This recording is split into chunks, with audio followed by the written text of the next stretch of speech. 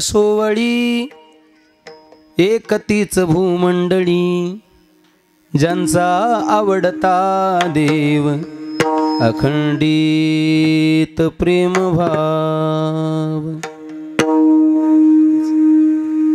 पवित्र सोवळी एकतीच भूमंडळी,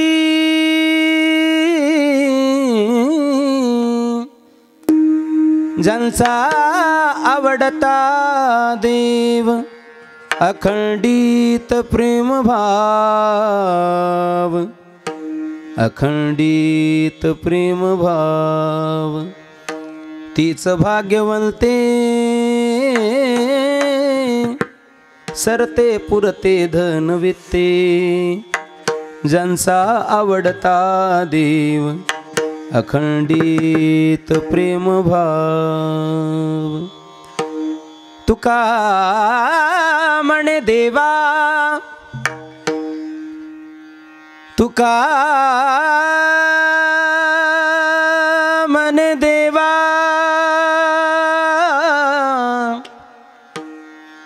त्यांची केल्या पावे सेवा, ज्यांचा आवडता देव अखंडित प्रेम भाव। विठाला विठाला विठाला विठाला विठाला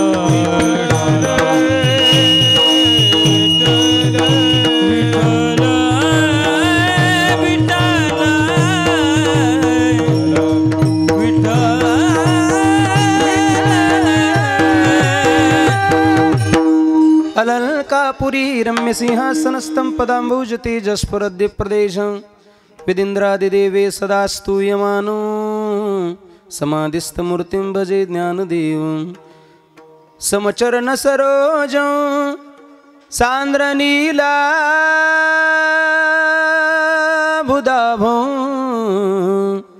जगन्निहितपाणिं मण्डनं मण्डनानां।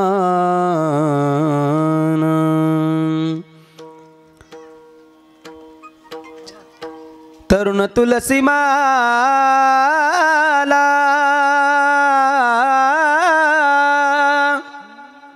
कंदरं कंदनेत्रं,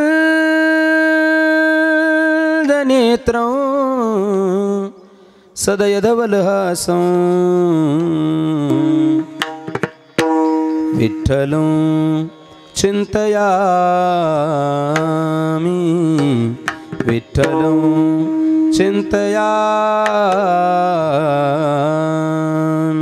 पांडुरंगा करो प्रथम नमन,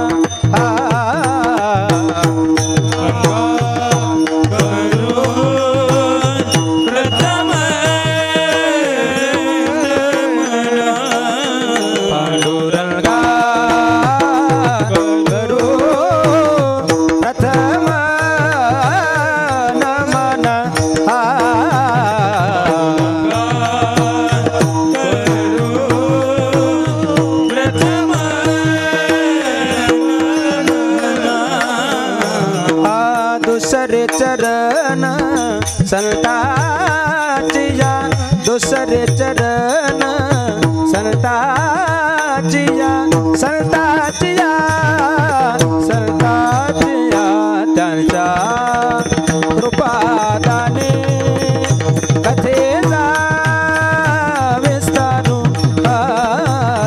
त्यांच्या कृपादाने कथेचा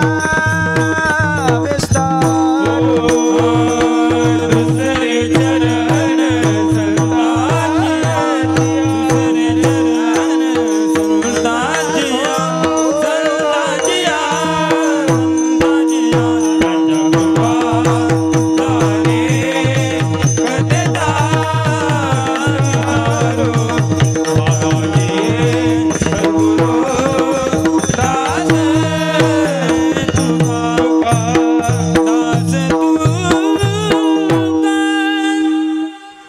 मंगला करू प्रथम मन दुसरे चरण संताची त्यांच्या कृपादाने कथेचा विस्तारू बाबाजी सद्गुरु दास तुका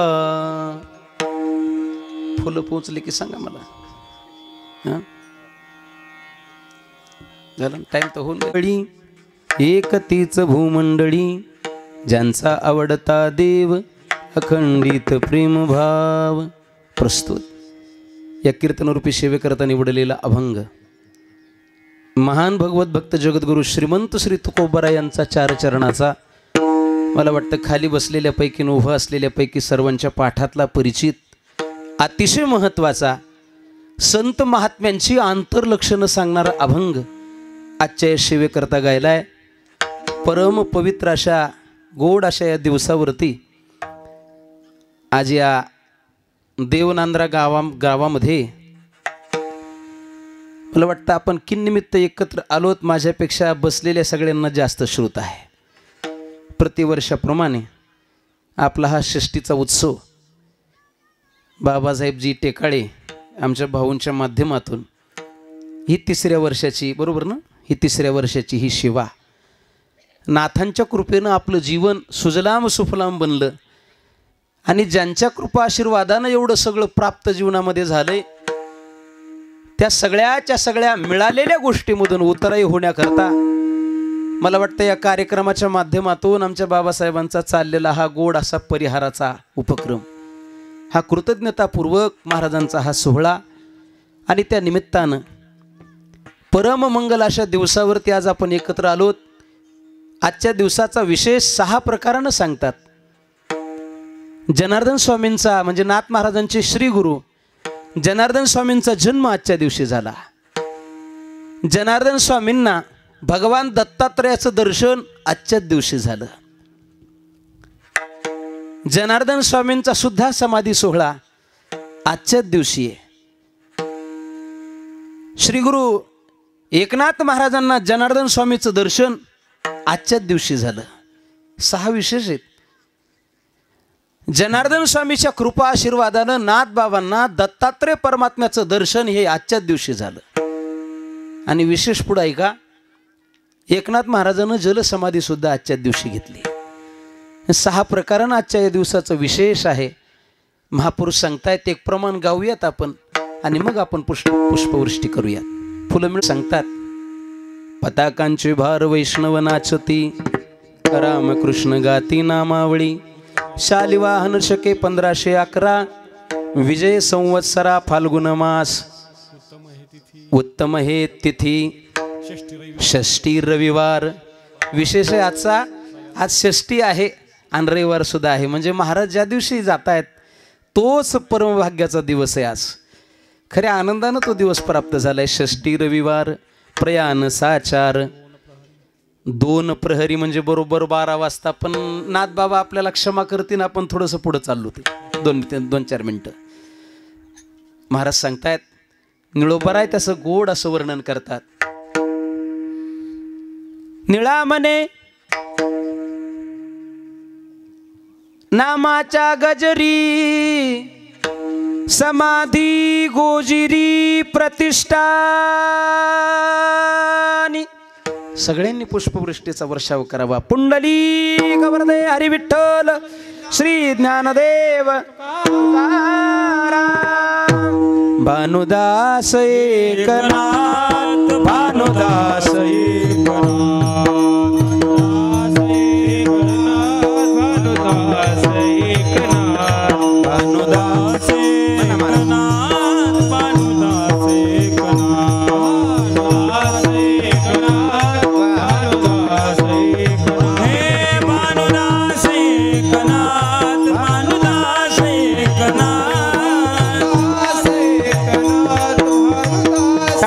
सगळ्यांनी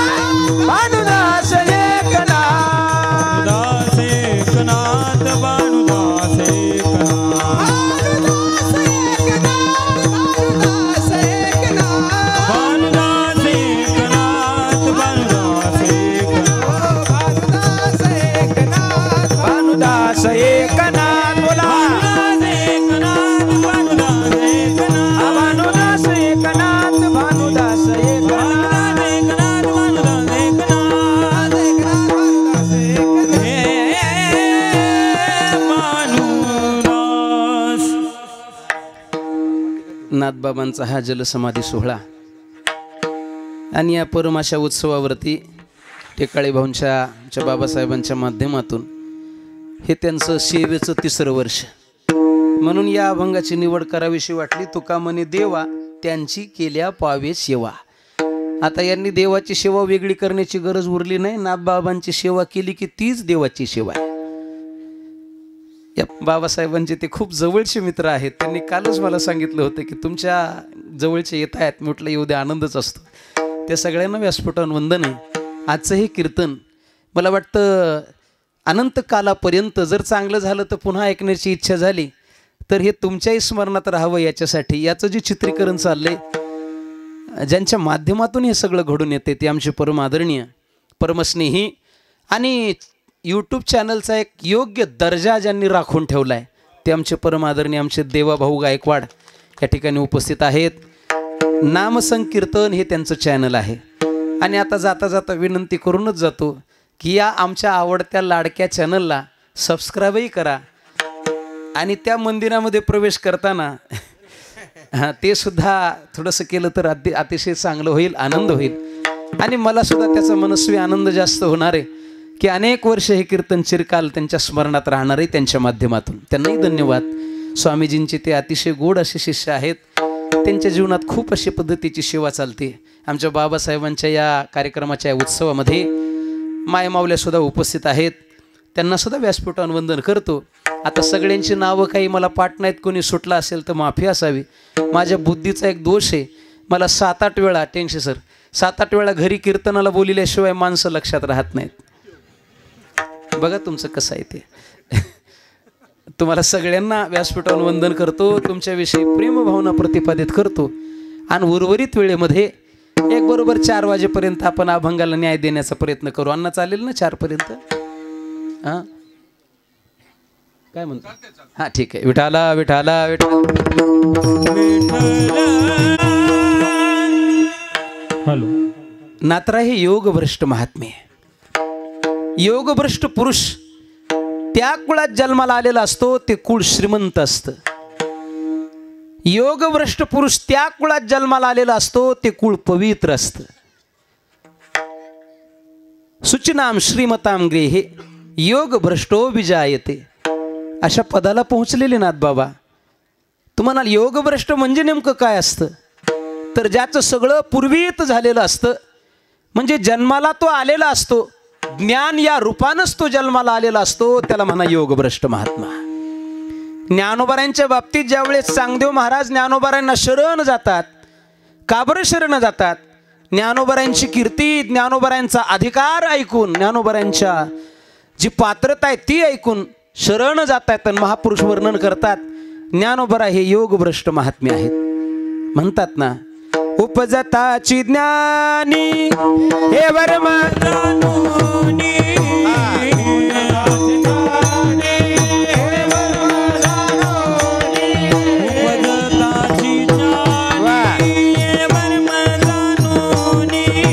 उपजताची ज्ञानी हे वर्म जाणूनी, आले लोटांगणी चांग देव, आले लोटांगणी चांग देव, आले लोटांगणी चांग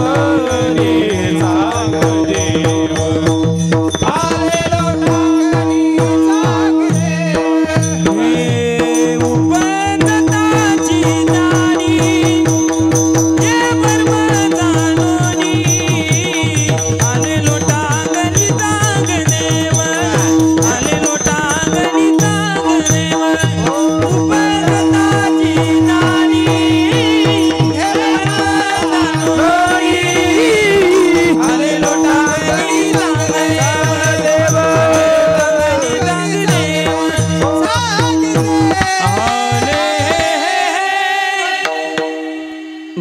ज्ञानोबराय हे उपजताच ज्ञानी आहेत. योगभ्रष्ट महात्म्याची व्याख्या ज्ञानोबराय ज्ञानेश्वरीत सांगतात. मला जास्त राग येत नाही तर चुकलं तर माफ करून घ्या. कोणीकडे जाते गाडी एखाद वेळेस आपली. जैसी दशेची वाट न पाहता वैसेची या गावान येता, बाळपणीच सर्वज्ञता वरित याती एकेची ठाई वैसला परी सर्वत्र तोची गेला हे असू विश्व जाहला अंगीची तू मग समुद्र पहिला देखे स्वर्गीचा लोचाई के मनोगत ओळखे मुंगीचे सामान्य माणसाचं नाही मुंगीचं सुद्धा मनोगत ओळखतात नाथ बाबा हे योग भ्रष्ट महात्मेत म्हणून नाथांच्या चक्क भारुडामध्ये वर्णन आहे जाऊन जवळपास जलसमाधी घेऊन बरीच वर्ष झाली पण आजही ते शब्द समोर आले की लक्षात येतं नाथांना किती दिव्य दृष्टी असेल किती पुढच्या ज्ञानाचं ज्ञान असेल पुढच्या काळाचं नाथबाबा सांगतात या पृथ्वीतलामध्ये नेमकं काय काय घडणार आहे एका भारुडात त्यांनी खूप गोड वर्णन केलं बघा ऐका या कलियुगाची तोरी पुत्र तो होईल पित्याचा वैरी व्रतारा सांडोनी घरोघर फिरतील नारी ऐसा शकुन दादा ऐका निर्धारी पृथ्वी माझी एक विपरीत घडेल बहीण मामा दोघाचा विवाह लागेल 5 वर्षाची कन्या दादा व्रतान मागेल 6 वर्षाची कन्या दादा गर्भीन राहील निर्गुण निराकार दादा माहूर माझे गाव निर्गुण निराकार दादा माहूर माझे गाव शकून शकून शकून शकून शकून सांगा बया आले माई माझे शकून सांगा बया आले माई माझे नाव शकून सांगा बया आले माई माझे नाव आ शकून सांगा वया आली माई माझा शकून सांगा बया आले माई माझे निर्गुण निराकार दादा माहूर माझे गाव निर्गुण निराकार दादा माहूर माझे गाव शकून शकून शकून शकून शकून सांगा बया आले माई माझे नाव शकून सांगा बया आले माई माझे नाव दादा माहूर माझे गाव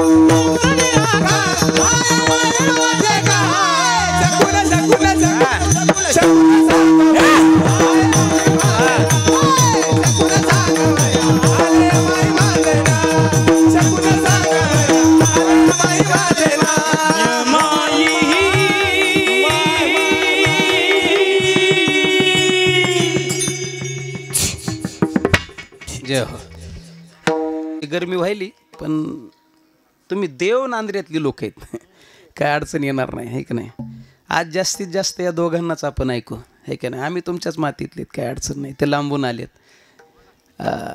महाराज सांगतायत हे आधीच कळतं त्यांना पुढं काय होणार आहे याची प्रचिती येऊन जाते योग भ्रष्ट असतात आपला विचार करा आपण आपल्या जीवनात योग नाही पण भ्रष्टता जास्त आहे आपल्या जीवनात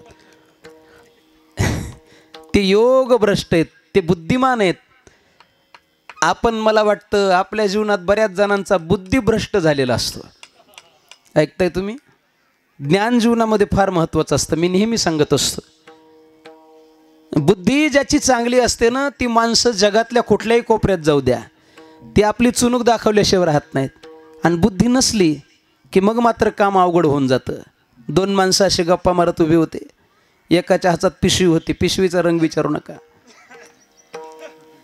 रंगावरून ठरतात म्हणून त्याच्यात काय आहे ते तिकडे जाऊ नका मी साधच सांगणार आहे त्याच्या हातात पिशवी होती त्यानं सहज पुढच्याला विचारलं ए बक्षीस पाहिजे का तो म्हटलं हा ना मग उत्तर दे. म्हणे विचार. यानं प्रश्न विचारला, बुद्धी कशी असते ऐका. म्हणे माझ्या पिशवीत काय आहे हे जर तू सांगितलंस तर याच्यातले आंबे तुला.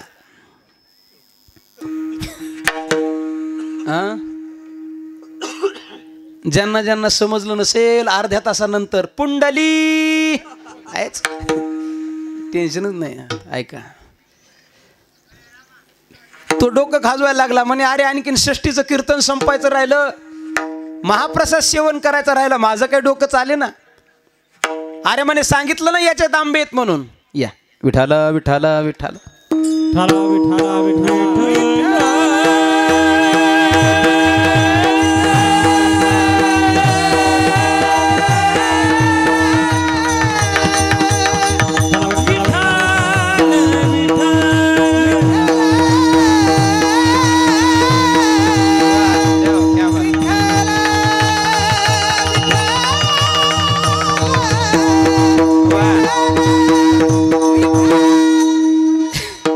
काय सांगत होतो ते म्हटलं असा कळलंच नाही गडे. ते म्हटलं जाऊ दे, या प्रश्नाचं उत्तर दिलं नाहीस, दुसऱ्या प्रश्नाचं उत्तर दे. त्यानं पुन्हा प्रश्न विचारला. म्हणे माझ्या पिशवीत आंबे आहेत हे तुला कळलं, मग आता सांग माझ्या पिशवीत किती आंबे आहेत हे जर तू सांगितलंस तर याच्यातले 12चे 12 तुला किती होते. थोडं 5Gत ऐकलं की लक्षात येते. बुद्धी. एक मायमाऊली तिचं वजन जास्त झालं होतं म्हणून डॉक्टरकडे गेली. डॉक्टर साहेब तुम्ही माझ्या मुलासारखे काही औषध द्या ना वजन कमी करायचे. म्हणे आई तुमचा आहार काय आहार. तिनं सांगितलं काही नाही, एका टायमाला 6 पोळ्या खाते, 4 वाट्या भात खाते आणि अर्ध पातेलं वरण. म्हणे मग मिळालं औषध, वेगळं औषध घेण्याची गरजच नाही ना. म्हणे काय औषध आहे. डॉक्टरने सांगितलं असं करा, एका टायमाला 6 पोळ्या खाताना मग 6च्या ऐवजी 3च खा. एका टायमाला 6 वाट्या भात खाताना 6च्या ऐवजी 3च वाट्या खा. एका टायमाला पातेलं भर वरण खाताना त्याच्याऐवजी अर्धच पातेलं खा. हेच तुमचं औषध आहे. तिनं विचारलं हे औषध जेवणाच्या आधी घेऊ का नंतर. तुमचं लक्ष असेल तर महाराज बुद्धी तुकोबाराय सांगतात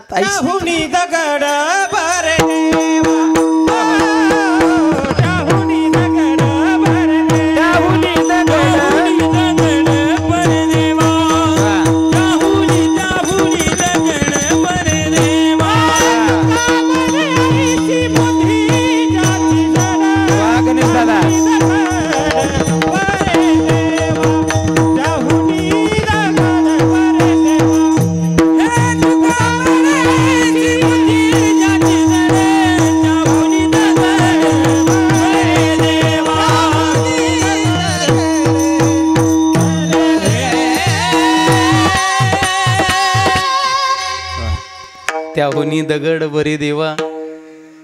आपल्या या कार्यक्रमाला आता दादासाहेबांना कधी मी असं समोर प्रत्यक्ष पाहिलं नाही, फोटोमध्ये बघितलं, पण गोड अशी दादासाहेबांची उपस्थिती या ठिकाणी लाभली. त्यांच्याही चरणारविंदी नतमस्तक होतो. विठाला विठाला विठाला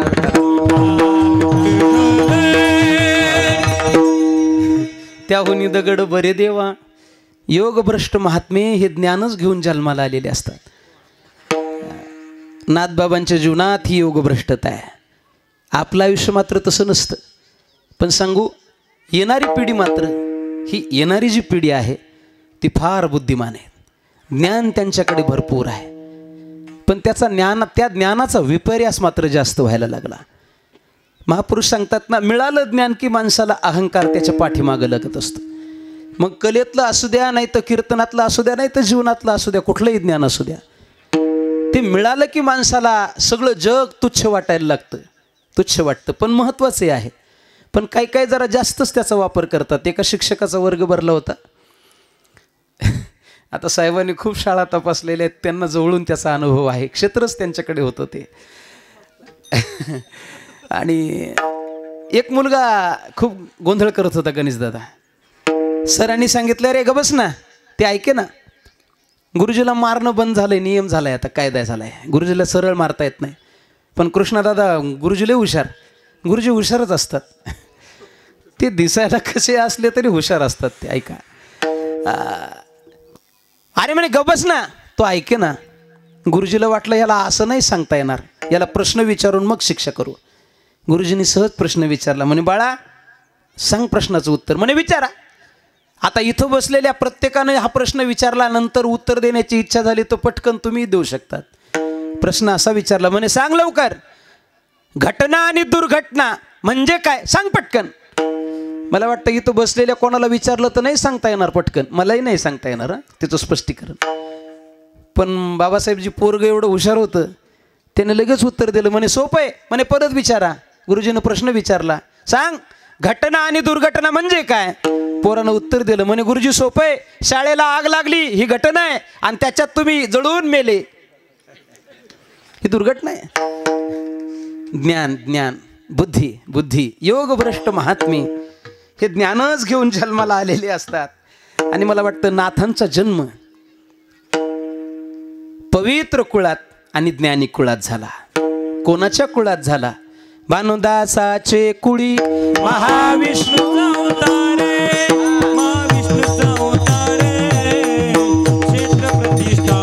वस्ती गोदावरी तीर हो. क्षेत्र प्रतिष्ठान वस्ती गोदावरी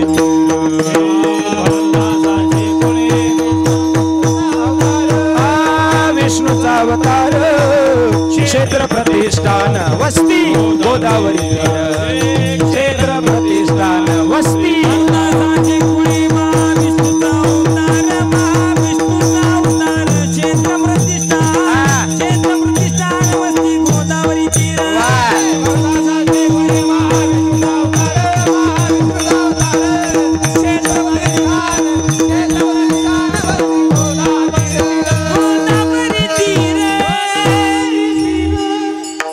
भानुदासाचे कुळी महाविष्णूचा अवतार क्षेत्र प्रतिष्ठान वस्ती गोदावरी तीर.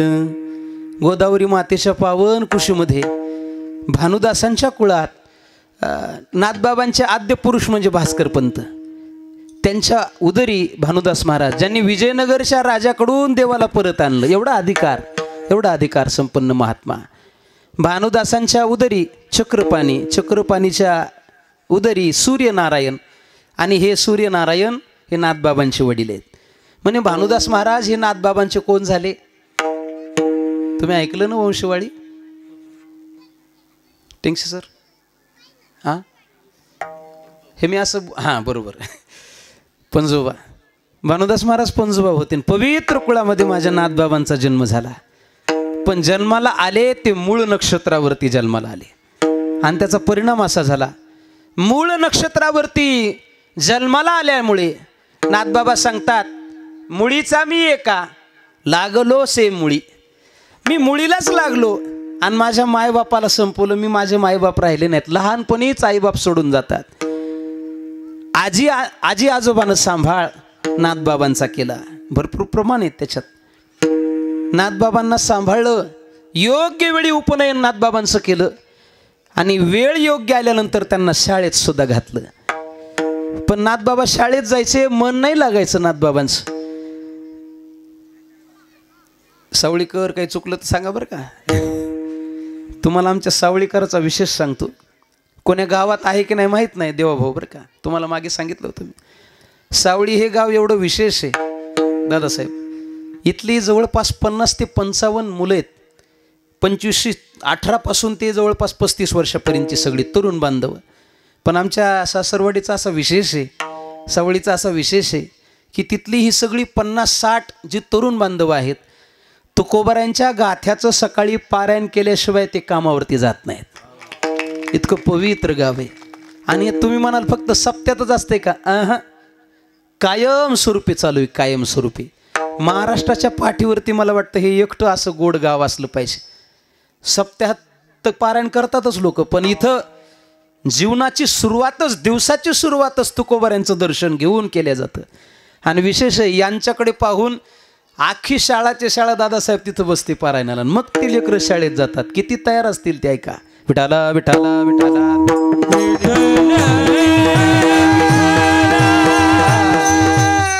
नाथबाबांचं मन शाळेत रमेना.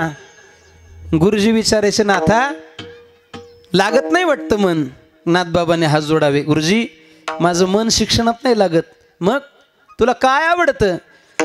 नाथबाबांनी सांगावं मला ब्रह्मज्ञानाची प्राप्ती करून देणारा कोणीतरी माझ्या आयुष्यात आला पाहिजे, मला ते आवडतं. आणि महाराज ही लागलेली मनाला तळमळ नाथबाबांना ती शांत बसू देत नव्हती. तळमळ चित्ताला लागली आणि ती अवस्था आपल्या जीवनामध्ये पूर्ण झाली की ज्ञानोबाराय सांगतात तशी अवस्था तयार झाल्यानंतर आपल्या जीवनामध्ये सद्गुरू आपल्याला भेट देण्यासाठी येत असतात. आपण फक्त तयार होऊन बसलं पाहिजे. काय ओवी विठाला विठाला विठाला विठाला विठाला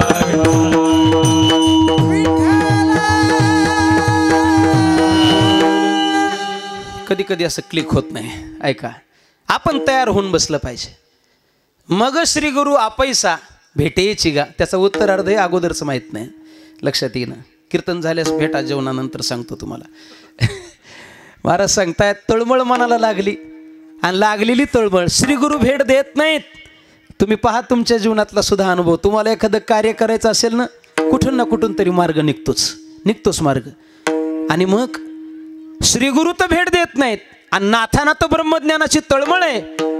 भगवान परमात्मा स्वतः श्री गुरु बनून येतात आणि स्वप्नात दृष्टांत दिला नाथांना. स्वप्नात विठाला विठाला विठाला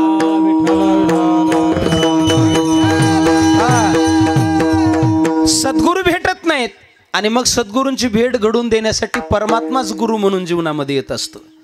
आपणची होय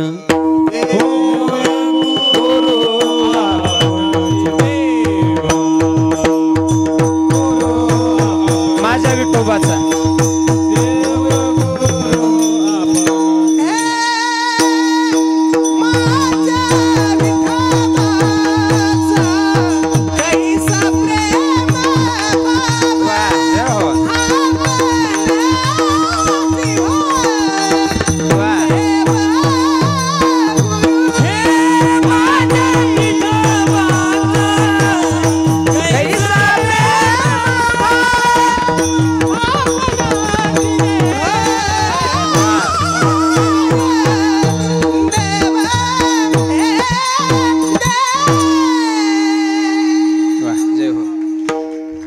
आपणची देव होय गुरु. स्वप्नात दृष्टांत दिला स्वप्नात. आणि आपल्यामध्ये स्वप्न लय महत्वाचे आहेत. आध्यात्मिक क्षेत्रात तर स्वप्नाला लई मोठी किंमत आहे. फक्त ते नीट पडले पाहिजेत. दिवसभर चबर चबर वागून स्वप्न जर देवाची पडतील असा अपेक्षा असेल तर विसरून जा. स्वप्नात देवीच येणार. ते देव नाही येणार स्वप्नामध्ये. पण नाथबाबांची तळमळ ब्रह्मज्ञानाची आहे. परमात्मा स्वप्नात येतात. नाथा तुला जर ब्रह्मज्ञानाची अपेक्षा असेल तर तू देवगिरीला जा. तिथं जनार्दन स्वामी आहेत, त्यांची भेट घे. आमच्या तुकोबाऱ्यांना सुद्धा विचारा. महाराज तुकोबाऱ्यांना सुद्धा प्रसाद मिळाला तोही स्वप्नातच. विठाला विठाला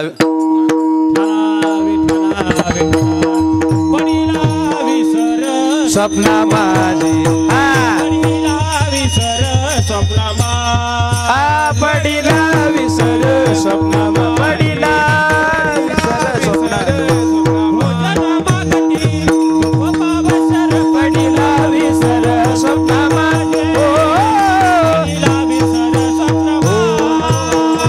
भोजना मागती स्वप्ना माझी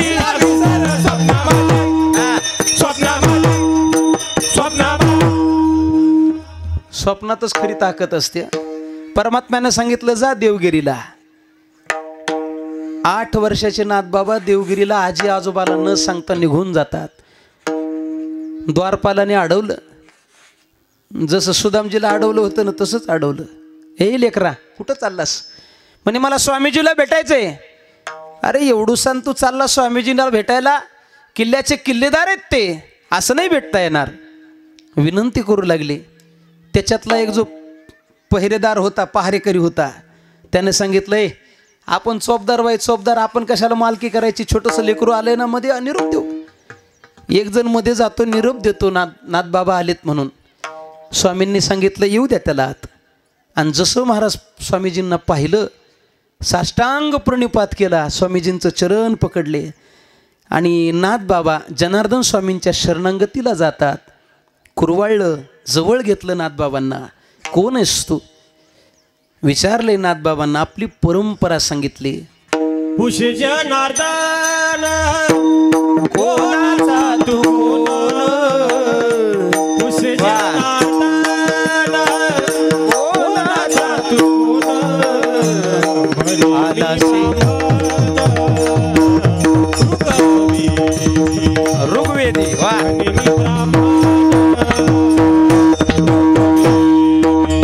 पुष्य जनार्दन कोणाचा तू कोण, पुष्य जनार्दन कोणाचा तू कोण, म्हणे ब्राह्मण ऋग्वेदी, म्हणे ब्राह्मण.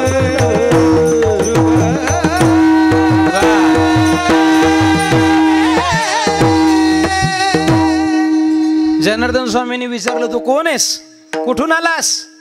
आलास कुठून? अरे कस काय इकडे आलास? आणि मग सगळी परंपरा सांगितली. स्वामी मला शरणांगतीला घ्या. आणि स्वामीजींनी अभय दिला, शरणांगतीला घेतलं. जवळपास 6 वर्ष नाथबाबा तिथं राहिले, 6 वर्ष. आणि सद्गुरूंची सेवा केली. किती सेवा केली जनार्दन स्वामी, आता एवढं सांगण्यासारखं नाही बरं का, तुम्हाला ऐकण्यासारखं सुद्धा नाही. बाबासाहेबजी जनार्दन स्वामी बहिर्दिशेला जायचे. आणि बहिर्दिशेची जागा, गुरुसेवा काय असते हे नाथबाबाकडून शिकावं. बहिर्दिशेला जाण्याची जागा नाथांनी आपल्या हातानं स्वच्छ करावी. बहिर्भूमी स्थळ शुद्ध करी हस्ते, हातानं स्वच्छ करावी ती जागा. रोज स्वामी पाहायचे, मी बहिर्दिशेला जातो आणि जागा तर स्वच्छ झालेली असते, कोण करतं? एका दिवशी लपून बसले आणि पाहिलं तर आपला नाथा ती जागा स्वच्छ करतो. नाथबाबांना जवळ घेतलं आणि लक्षात आलं, यांना ब्रह्मज्ञानाची प्राप्ती आपण करून दिली पाहिजे. आणि त्या दिवशी जनार्दन स्वामींनी ठरवलं, नाथांना भगवान परमात्म्याचं दर्शन घडलं पाहिजे. सुलभंजन नावाच्या पर्वतावरती नेलं. सुलभंजन, तुम्हाला सांगू, जीवनामध्ये योग्य सद्गुरू जोपर्यंत भेटत नाहीत तोपर्यंत आयुष्यात उद्धारास पात्र माणूस होत नाही. विचारा त्या जड भरत आला, भरत राजाला त्या विचारा काय दशा झाली त्याची. राजा म्हणून एक आयुष्य गेलं, एक जन्म राजा म्हणून गेला, दुसरा जन्म हरणीच्या गर्भाला गेला, हरिण म्हणून दुसरा जन्म गेला, आणि तिसरा जन्म जड भरत ब्राह्मणाच्या कुळात गेला. आणि मग जाऊन परमात्म्याची प्राप्ती झाली. पण त्याच तोडीला तुलना जर केली तर मला वाटतं ध्रुव बाळाचं चरित्र इकडं ऐकावं लागेल आपल्याला. त्यांना 3 जन्म वाट बघावी लागली, पण इकडं ध्रुवाला मात्र 6च महिन्यात परमात्म्याची प्राप्ती होऊन गेली. 6च महिन्यात परमात्म्याची प्राप्ती झाली. तुम्ही म्हणाल असा फरक कस काय, त्यांना 3 जन्म लागले आणि यांना 6 महिन्यात कस काय झाले? तर उत्तर आहे, नारदासारखे सद्गुरू त्याच्या जीवनात सद्गुरूंनी दाखवलेल्या वाटेवरती चालले म्हणून त्यांच्या जीवनात परमात्म्याची प्राप्ती झाली. महाराज सांगतायत ना, गुरु गारोडी आला धावोनी, गुरु गारोडी आला धावोनी, गुरु गारोडी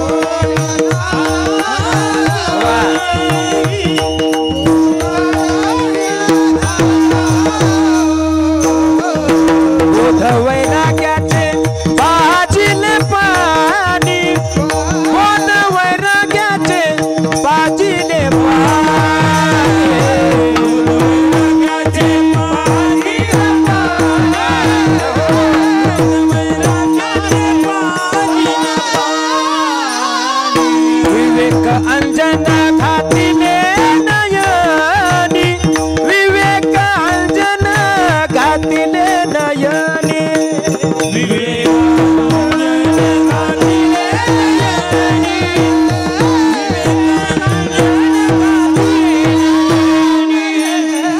सोहम शब्द वाजवी नाम ध्वनी, सोहम शब्द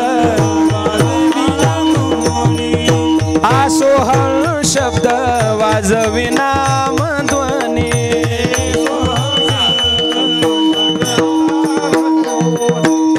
लोभ सर्प कंकला करू का,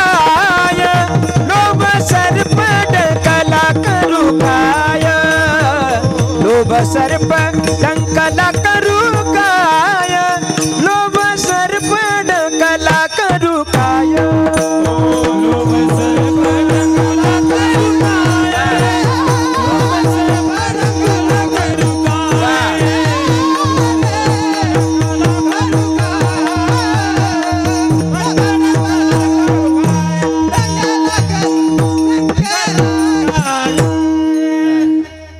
ऐकताय गुरु गारुडी आला धावोनी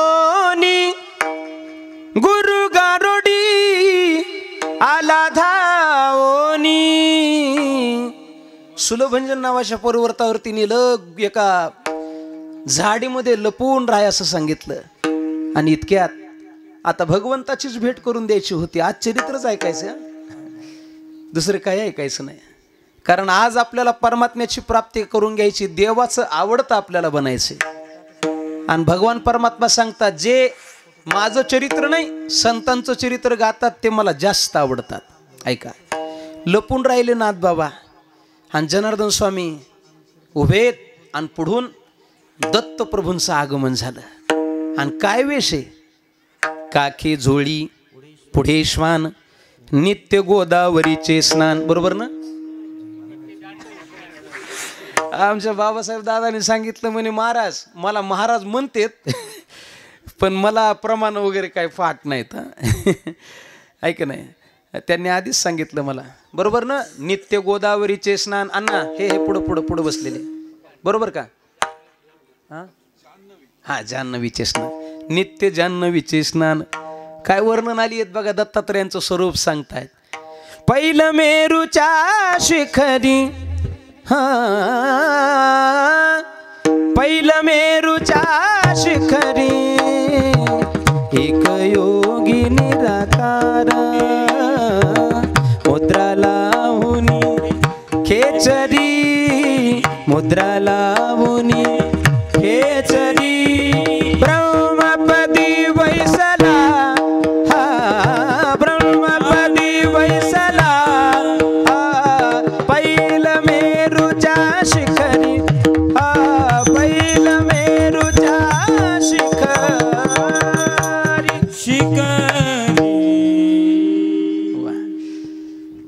पहिलं मेरूच्या शिखरी दत्तात्रय परमात्म्याचं दर्शन झालं जनार्दन स्वामींनी कडकडून मिठी घेतली भिकाऱ्यासारखा वेश होता आणि नाथ बाबा पाहतात झाडीतून माझे गुरुवर एवढे मोठे सिद्ध आहेत आणि अशा भिकाऱ्यासोबत गळाभेट काय करतात पण हा गळाभेटीचा कार्यक्रम तिथपर्यंत नाही थांबला पुढं ऐका जरा ते पुढं श्वान होतं श्वान आणि श्वानाचं बिराड बी सोबत होतं श्वानाची पत्नी असतीये काय म्हणते तिला म्हणा म्हणा काय अडचण नाही खाली बसलेत तुम्ही हां नामदेवराय त्याच्यासाठी शब्द देतात सुनी सुनी म्हणा नाही तर ते म्हणा अडचण नाही हां तिचं दूध पिळलं द्रोणामध्ये दादासाहेब दूध पिळलं तिचं आणि कधीचे तुकडे भाकरीचे होते ते काढले आणि त्याच्यात ते चुरलं आणि सुंदर काला तयार केला नाथ बाबा तो तोंडावर हात ठेवतात अरे अरे शेळीचं असलं असतं तरी जमलं असतं हे तर कशाचं दूध ते त्याच्यात टाकलंय काय आणि ते काला असा तयार केला भगवान परमात्म्यानं आपल्या हातात एक घास घेतला आणि जनार्दन स्वामींना भरवला जनार्दन स्वामींनी एक घास घेतला आणि परमात्म्याला भरवला नाथ बाबाने तर आपल्या पोटावरच हात ठेवला म्हणे आता हे आपल्याला बोलीत येत आता खायला आणि तसंच झालं महाराज जनार्दन स्वामीने आवाज दिला नाथा या आता नाथ बाबा येतात काय स्वामी घ्या प्रसाद महाराज ते पाहिलं आणि डोळे बंद केले हो डोळे बंद केले काही काही कडू पदार्थ असे असतात म्हणून ते पिताना खाताना डोळे बंद करावे लागतात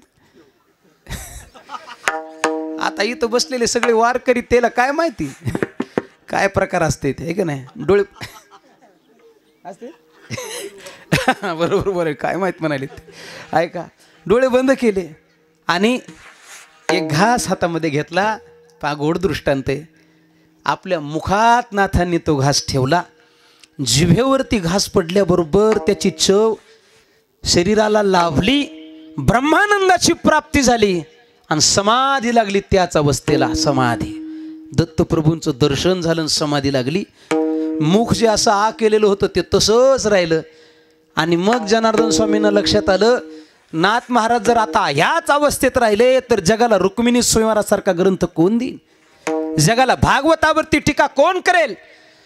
उच्च कोटीतला ग्रंथ असणारा रामायण, भावार्थ रामायण हे जगाला कोण देईन. हे सगळी ग्रंथ संपदा नाथबाबांना तयार करायची असेल तर समाधीतून उत्थान झालं पाहिजे. मस्तकावरती हात ठेवला, कुरवळलं आणि समाधीतून जाग केलं आणि विचारलं नाथांना, नाथा झाली का प्राप्ती, काय वाटतं आता. एका अभंगात महाराजांनी आपला अनुभव सांगितला बघा. विठाला विठाला विठाला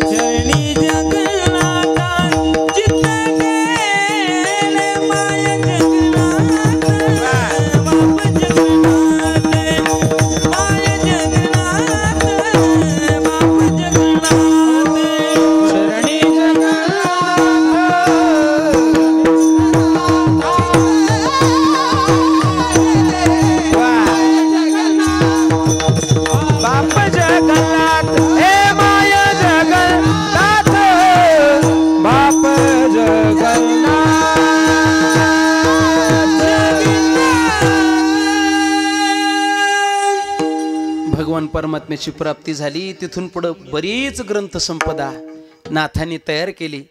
विश्वाला सोप्या पद्धतीनं परमात्म्यापर्यंत घेऊन गेले. काय असतं, आता लई मोठी मोठी माणसं बसली आहेत. माझं वय सुद्धा त्यांच्या अनुभवा इतकं नाही आहे. खूप अनुभवी माणसं आहेत. विश्वाला अवघड काही गोष्टी सांगितल्यानं मग लोक म्हणतात, समजा कीर्तनच जरा अवघड झालं, लोक म्हणतात यांना पुढच्या वर्षी बोलू नका. ऐका ना, कठीणता कशी असते. आता इथं सगळं भजनच उभं आहे. हां, भजन वैभव उभे. भजनातले पान एखादं कठीण गाणं असलं की ते नाही लक्षात राहत. जुनी गाणी फार सुंदर होती बघा. वद जाऊ कुणाला शरणाग, वद जाऊ कुणाला शरण करीन जो हरण संकटाचे, मी दरीन चरण त्यांचे. अग सखै बाई बाई वद जाऊ कुणाला, जाऊ कुणाला, जाऊ कुणाला. असतं ना असं कठीण आहे. हे लक्षात राहिलं नाहीत बरं का दादासाहेब. हे नाट्यगीत आहे सुंदर, हे कोणाला लक्षात नाही राहिलं. पण तुमच्या तारुण्यात एक गाणं लय गाजलं होतं. आजही ते गाणं सगळ्यांच्या इथं इथं आहे, आजही आहे. कुठलं शब्द नाही म्हणत, पवित्र हे ना नाही म्हणत, फक्त न न न न न न न न न न.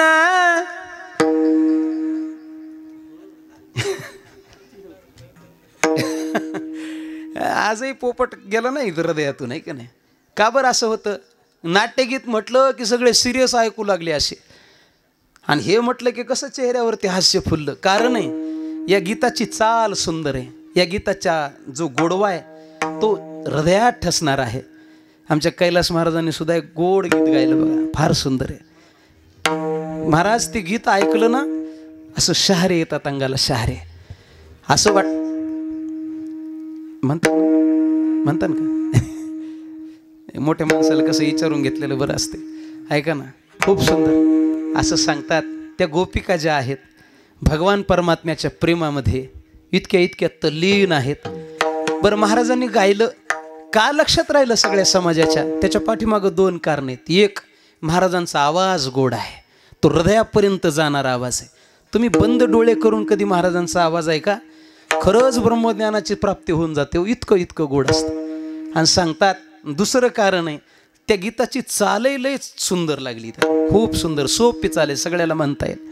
आणि मग त्या गोपिका वर्णन करतात, ए कृष्णा, ए देवा, तुझ्या प्रेमात आम्ही सगळं बोलवून गेलो सगळं. माता सुध बुध कोई तेरे प्यार में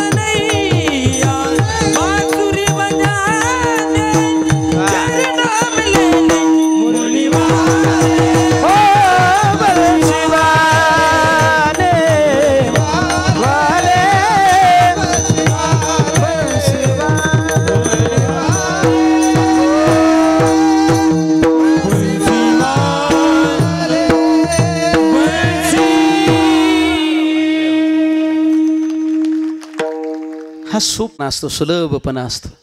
अवघड लोकायला चालत नाही, नाही चालत. आमच्या अवलगावला एका महाराजाचं कीर्तन ठेवलं. 1 तास उशीर झाला ते यायला. आणि मग सहज आमचे गावकरी, म्हणजे आमच्या गावाचं नावच आहे अव्वलगाव. अव्वलगाव, अव्वल आहे. सगळे आवलेच आहेत. 11 महाराज आहेत आमच्या गावात. हां, सोपं नाही. हां देवा भाऊ. आणि मग सहज विचारलं लोकांना, का हो 1 तास का बरं उशीर झाला? ते लय संस्कृतमधले प्रकांड पंडित होते. ते नाही आता साध्या भाषेत सांगावं ना, ते नाही तेच सुरू केलं. म्हणजे कसं असते, आता ही मंडळी ते सारे गम काय ऐकलं नाही, पण ते असते बघा, ते म्हणतात ना सारे ग बाजा,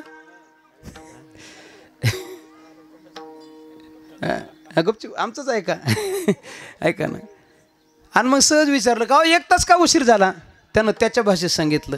म्हणे आमचं जे दुचाकी वाहन, त्याचा जो गतिमान होणारा चक्री भाग, त्यावरील हवा संग्रहित करणारा जो रबरी भाग, त्याला महिवरील पाषाणाचा स्पर्श झाल्यामुळे हवा नावाचा प्रकाश महद आकाशामध्ये विस्थापित झाला, म्हणून मला 1 तास उशीर झाला. आता एवढं लांब व्हायची काही गरज आहे का? एका 2 शब्दात सांगता येते ना. काय पंक्चर झाले, दुसरं काय? लय मनातून हसले हो. ऐका, ऐकताय तुम्ही? कठीणता चालत नाही. आणि नाथबाबांनी जीवनात तेच काम केलं.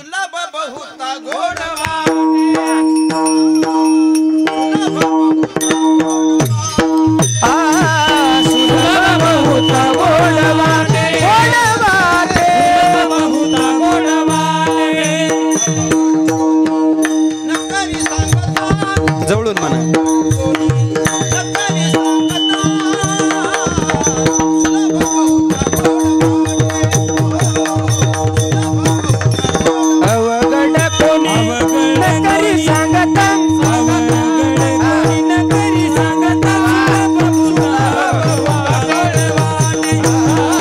सुलभ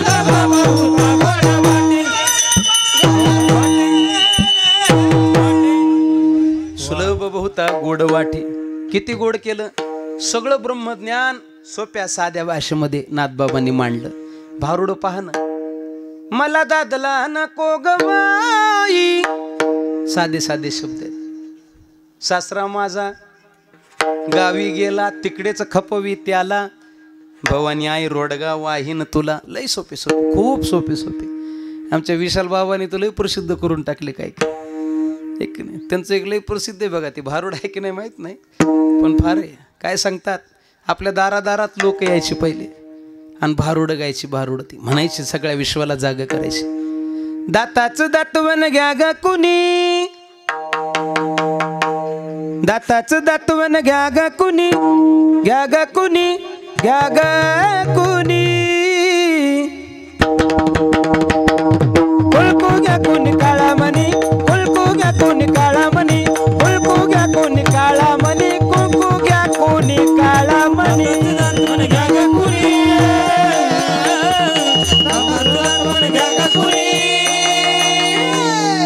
कुंकू घ्या कुणी काळा मनी, कुंकू घ्या कुणी काळा मनी, कुंकू घ्या कुणी काळा मनी, कुंकू घ्या कुणी काळा मनी. सुलभ सुलभता आणली. हे नाथांचे विश्वावरती उपकार आहेत. क्लिष्टता संपवली, सगळं सुलभ केलं. इतकं सुलभ केलं. आणि ग्रंथांचं महत्त्व एवढे नाथांच्या. नाथबाबांच्या घराण्यातीलच एक उद्धव नावाचा, आणि त्या उद्धवाने नाथबाबांना विनंती केली, नाथा तुमच्या मुखातून मला भागवत ऐकण्याची इच्छा आहे. मग नाथबाबांनी भागवत सांगितलंही आणि लिहूनही काढलं. 2 अध्याय भागवताचे पूर्ण झाले.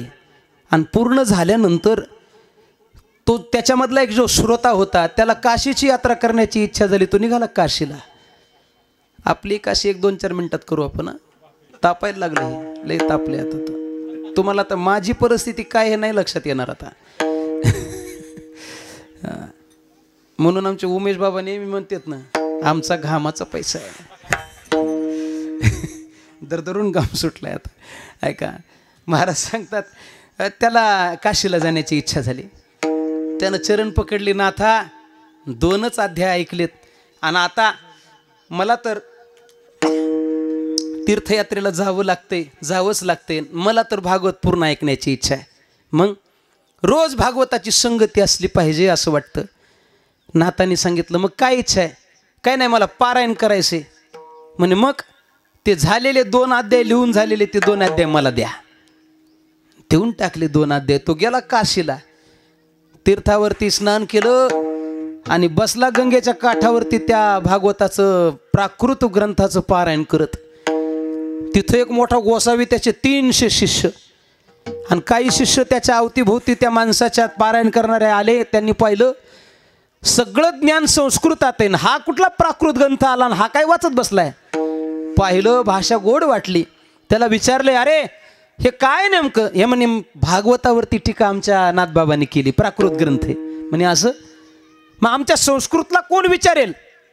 हळूच त्याच्यातला एक शिष्य त्या गोसाव्याकडे गेला आणि त्याला सांगितलं, महाराज कुणीतरी नाथबाबा आहेत पैठणचे, त्यांनी प्राकृतामध्ये ग्रंथ तयार केला आणि संस्कृतावरती टीका केली. असं? अरे हे बरोबर नाही, हे चांगलं नाही, आपली आज्ञा घेतली नाही, पकडा त्याला, नजर कैदेत ठेवा. तो ग्रंथही आणला आणि त्या माणसाला सुद्धा नजर कैदेत ठेवलं आणि पत्र पाठवलं ग्राम अधिकाऱ्याला पैठणच्या. कोणी नाथबाबा आहेत, त्यांना लवकर पकडा, त्यांनी धर्मपीठाची आज्ञा घेतली नाही, प्राकृतात ग्रंथ लिहिला, हे चूक आहे त्यांची, पकडा लवकर त्यांना. आणि या पत्रासोबत आमचे काही शिष्य मंडळी पाठवतो, त्यांच्यासोबत यांचा वाद घडून आणा. महाराज ग्राम अधिकाऱ्याच्या हातात ते पत्र पडलं. आणि मग काय असतं, एखाद्याच्या विरोधात लोक गेले की त्याच्या विरोधात जास्तच लोक उभे राहतात. मग नाथबाबाच्याही लोक विरोधात उभे राहिले. म्हणे हे ना लयच केलं, आता ह्याची बघूताच, आता वेळच आली, आता संधी सापडली आता, आहे का? आणि मग ते 2 शिष्य त्या गोसाव्याचे आलेले नाथांच्या घरात प्रवेश केल्याबरोबर नाथबाबांचं चतुर्भुज रूप त्यांना दिसलं. चतुर्भुज रूप. एक शब्द सुद्धा न बोलता साष्टांग प्रणिपात केला आणि जसे आले होते तसेच तसे वापस. ते पत्र ठेवलं तिथून, तसेच वापस गेले. नाथांना लक्षात येते आता काशी विश्वेश्वराचाच हा आपल्याला आमंत्रण आहे गेलं पाहिजे. नाथबाबा बाकीचा ग्रंथ पूर्ण करण्यासाठी काशीला जातात आणि तिथं हे गोसावी बुवा जे 300 शिष्य असणारे होते त्यांची भेट घडते. नाथांनी असा चमत्कार दाखवला, दोघांच्या मध्ये असा पडदा ठेवला होता. त्या गोसाव्याचं म्हणणं होतं, मला या नाथाचं तोंड सुद्धा पाहायचं नाही, तोंड सुद्धा पाहण्याची इच्छा नाही, म्हणून असा पडदा मध्ये लावला. पण पडद्यातून पलीकडलं थोडंसं पातळ पातळ दिसायचं आणि मग पडद्यातून पलीकडलं पातळ पाहिलं की चतुर्भुज रूप दिसायचं. यानं पाहायचं, अरे हा तर भगवान परमात्मा आहे. सारा पडदा बाजूला सारला की नाथबाबा दिसायचे. पडदा लावला की चतुर्भुज रूप दिसायचं. खजील झाला खजील, पण कसा बसा वाद खेळलाच नाथबाबा सोबत आणि वादात नाथबाबांनी त्याला हरवलं, जिंकले नाथबाबा. काशीमध्ये तिथं पुन्हा राहिलेला ग्रंथ पूर्ण केला. आता काही पंडित होतेच तिथं, ते म्हटले हा ग्रंथ चालत नाही, याला बुडवा नदीमध्ये. गंगेमध्ये तो ग्रंथ बुडवला. स्वतः गंगामय्या प्रगट झाली, तो ग्रंथ सगळ्यांच्या स्वाधीन केला. म्हणे विश्वातला सगळ्यात पवित्र जर ग्रंथ कुठला असेल तर ही भागवतावरची नाथबाबांची टीका आहे. याचं पारायण सगळ्यांनी केलं पाहिजे आणि आपल्या जीवनात उद्धारास पात्र झालं पाहिजे. एवढ्या मोठ्या अधिकाराला प्राप्त झालेले नाथबाबा डोक्यावरती घेऊन काशीच्या पंडितांनी 7 दिवस तिथं मिरवणूक काढली. असा हा ग्रंथाचा महिमा आणि ग्रंथ करते त्यांचाही महिमा. 50,000 ओव्यांचा ग्रंथ तयार करणारे दासोपंत स्वामी, पण त्यांचाही अभिमान माझ्या नाथबाबांनी काही क्षणात घालवला. आणि म्हणून आमचे जगद्गुरु तुकोबाराय सांगतात, पहा असे जे संत महात्मे असतात ना, ती नेमकी ओळखायची कशी, त्यांची लक्षणं काय. एक 5 मिनिटं अभंगावर बोलून शेवट करू. तुकोबाराय त्या महात्म्यांची आंतरलक्षणं सांगतात. पहिलं चरण, पवित्र सवारी, पवित्र सवारी, पवित्र सवारी, पवित्र सवारी, पवित्र सवारी, पवित्र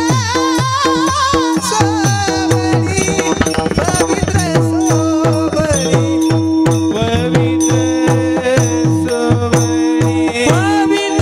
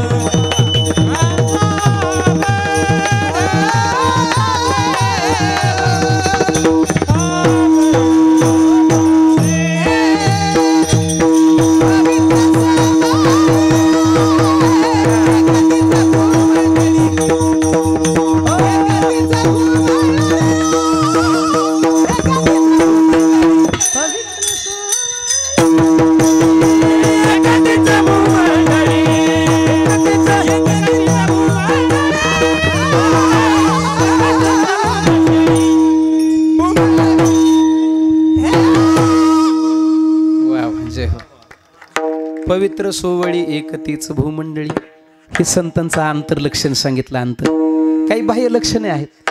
काय बाह्य लक्षण आहेत? एक अभंग आहे बरं का.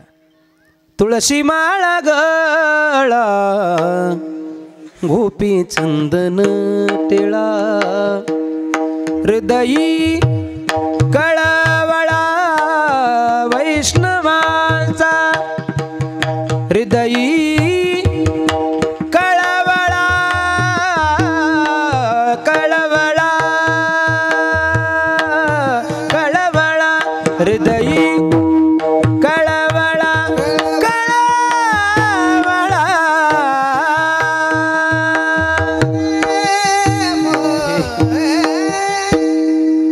थोडा थोडा हम भी गा लेते हैं. ऐका महाराज सांगतायत गोपीचंदनाचा टिळा असतं. आपण लावलेत ना छानात. कोणतरी बाबा ते मगाशी लावत होते बघा, खूप सुंदर, प्रसन्न वाटलं त्यांनी. कपाळावरती गोपीचंदनाचा टिळा असतंय, गळ्यामध्ये तुळशीच्या माळा असतात. पण साहेब एक विशेष आहे, कपाळावरती गोपीचंदनाचा टिळा असला म्हणजेच आणि गळ्यामध्ये तुळशीची माळा असली म्हणजेच तो संत असतो असं नाही. कधी जर आळंदी पंढरपूरला गेलात तर ओरिजिनल महाराजापेक्षा आणि ओरिजिनल संतापेक्षा खोट्याचाच बाजार जास्त झालेला असते. होय, माळाचे माळाच गळ्यामध्ये इतकाल्या.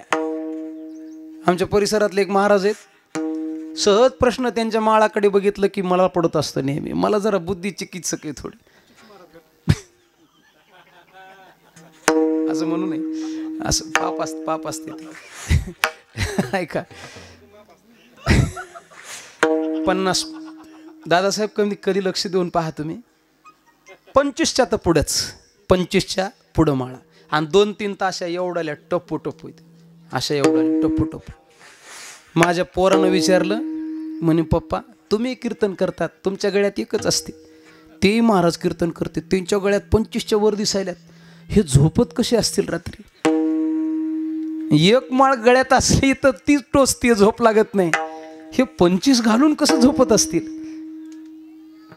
मी म्हणतो आपल्याला सोंग आपण तितकंच करावं जितकं सहन होते. या माळेचा अपमान करण्याचा अधिकार तुम्हाला कधीच कुणीच दिला नाही. रात्री झोपताना जर तुम्ही सगळं खुट्याला अडकून ठेवत असाल तर तुमच्यात दलिंदरामध्ये कोणताच फरक नाही. कोणताच फरक नाही. देवाचे गबाळ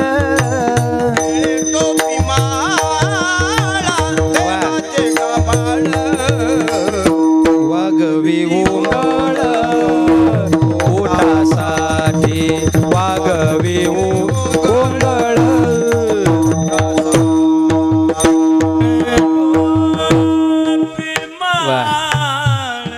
गोड प्रमाण दिलं महाराजांनी. टिळे टोपी माळा देवाची गबाळ वागवी ओंगळ पोटासाठी. वरच्या लक्षणानं संत नाही ओळखतायत म्हणून आज पवित्र सोवळी पहिलं लक्षण सांगितलं पवित्र. मग अशी बोलून गेलो. पवी या शब्दाचा अर्थ असतो ज्ञान आणि त्र. पवी या शब्दाचा अर्थ माफ करा अज्ञान आणि त्र या शब्दाचा अर्थ होतो रक्षण करणारा. आपण पुत्र शब्दाची व्याख्या ज्यावेळेस ऐकतो, पुन्नाम नरकातून जो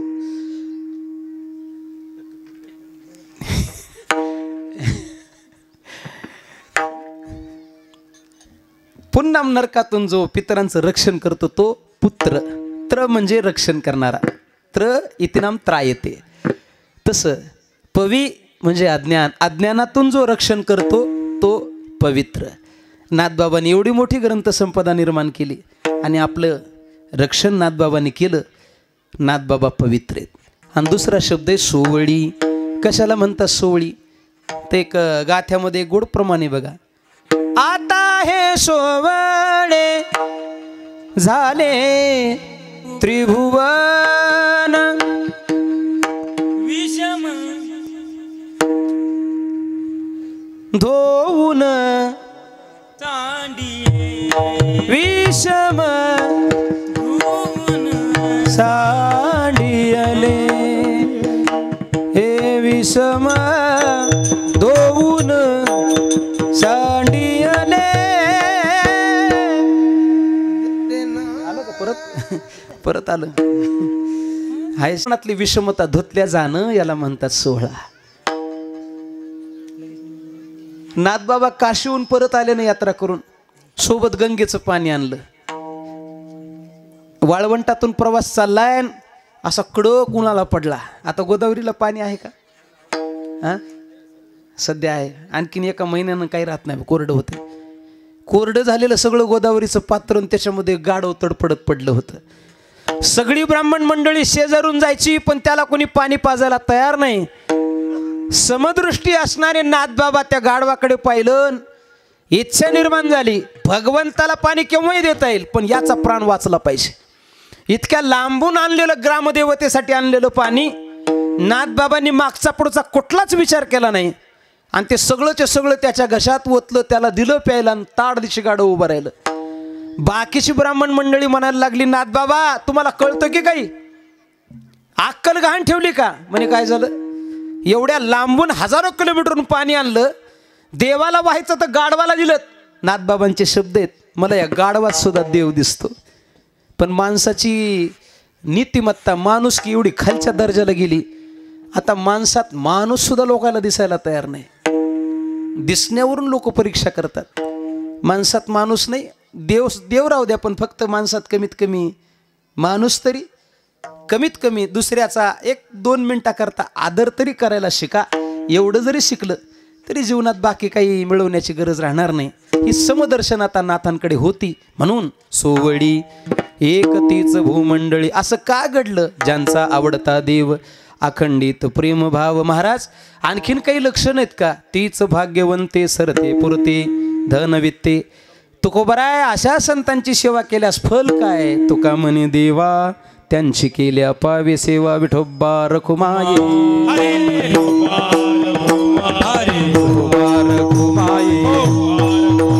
ज्ञानेश्वर माऊली, ज्ञानराज माऊली तुकाराम, जय जय ज्ञानेश्वर माऊली.